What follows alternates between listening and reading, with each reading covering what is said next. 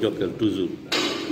Le prochain adversaire de Kewel le samedi 14 août, organisé par mon frère jamaïcain. Waaw. Cheikhou Chérif. Cheikhou Chérif jamaïcain dégg nga lu la sax may di wax. Yéen yaay Cheikhou Chérif. Jokal ngoog Denis Rodman. Mais Jokal mu ngi ci forme. Lamine Seck nee na Denis Rodman mu ngi si forme.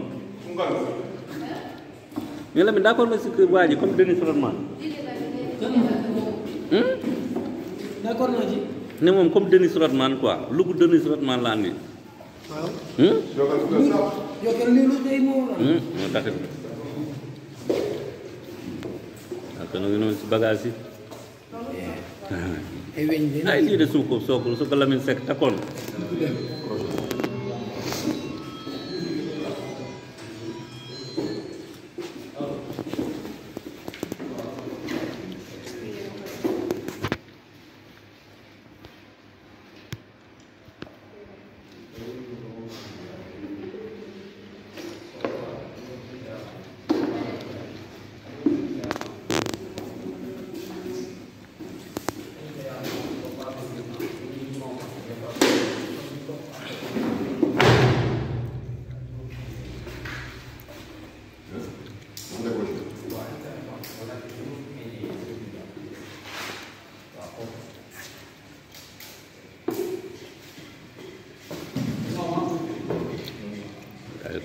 Lamine ini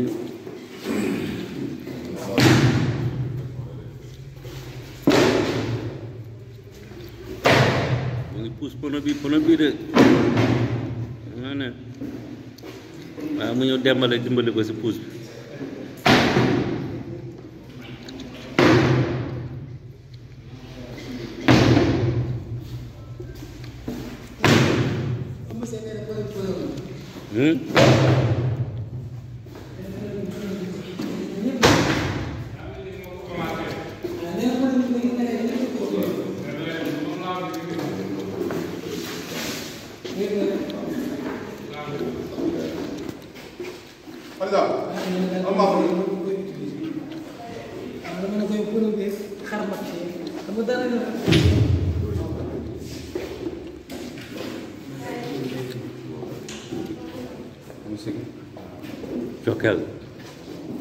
Jokal bu bees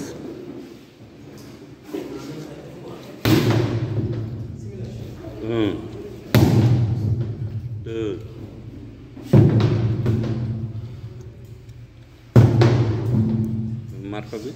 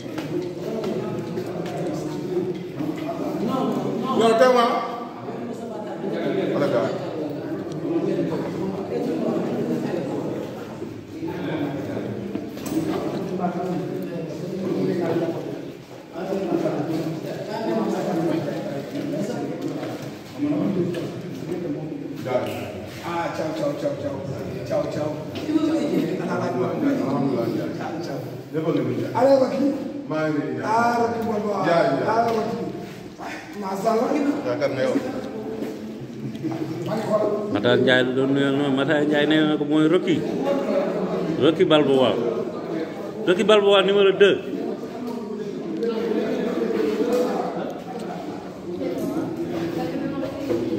Jokkel muy bëri la 14 moo kéwal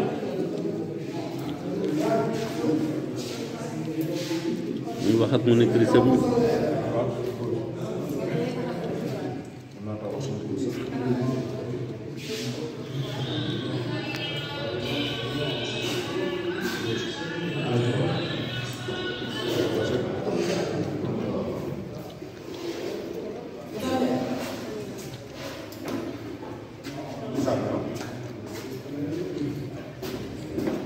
gauche droite